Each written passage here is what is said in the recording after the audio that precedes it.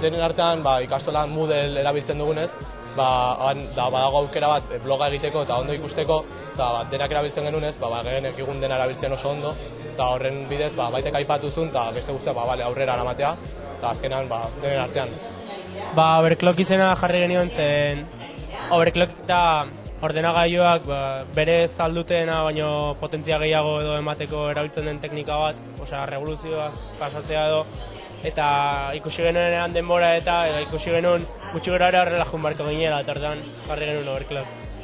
Denok parte hartu dugu gauza batean mundu mailan egiten dana, eta horrekin adibidez txiletarra batzuekin hizketan egon geha, baita ere Cambridgeko batzuekin, Palestina inguruko beste batzuekin, eta orduan hori ezagunpenean jartzen da jende guztia, inguruko jende guztia. Ez bakarrik gure estatu mailan, baita ere kanpoaldean.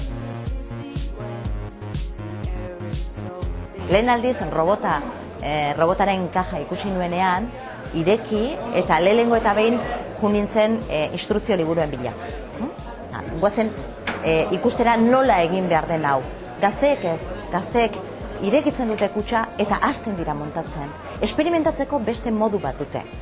Ausartu egiten dira, proba egiten dute. Bereiek barneratuta daukate lan egiteko modu hori.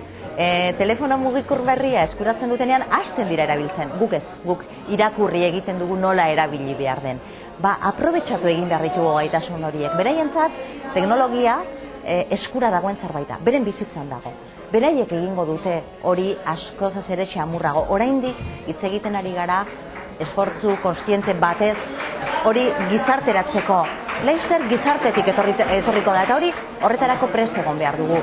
Nire iritziz hor falta dena da gaitasun horiek modu konstiente batez lantzea. Jakitea kapaz naizela hori egiteko. Lehenengo reakzioa ikustekoa zen. Eskoletan, parte hartuko genuke, gustatuko litzaiguke, kontatzen diezunean, gu ez gara kapaz hori egiteko.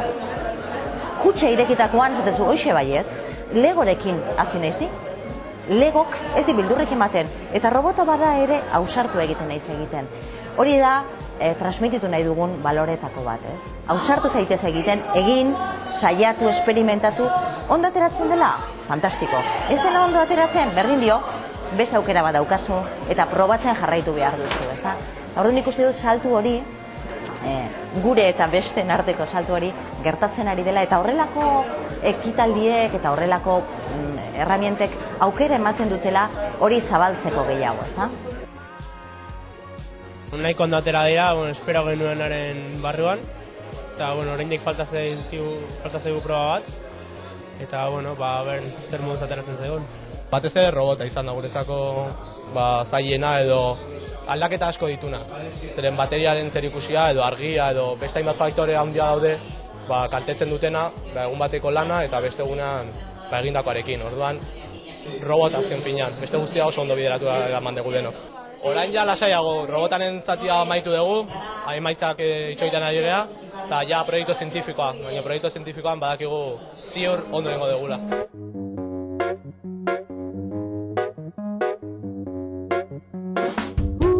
To be right as the rain is better when something is wrong.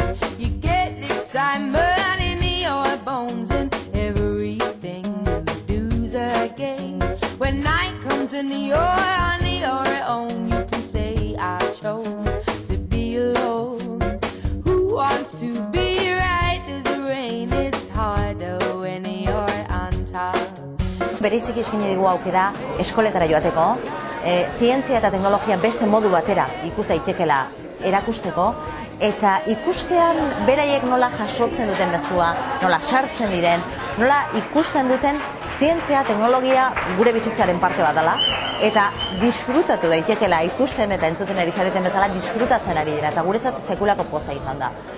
Lehen aldia da, orduan urduri ere bai gaur goizean, urduri ere gauzak behar bezala ote dauden jakin gabe, baina nik uste dut oso esperientzia polita izaten ari dela eta asko disfrutatzen ari garela.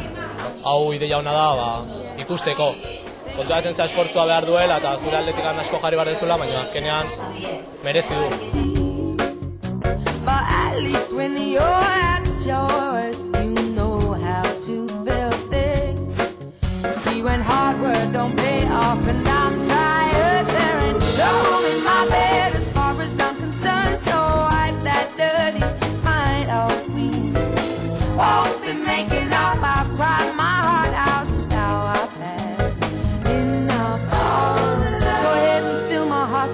we cry again, 'cause it will never hurt as much as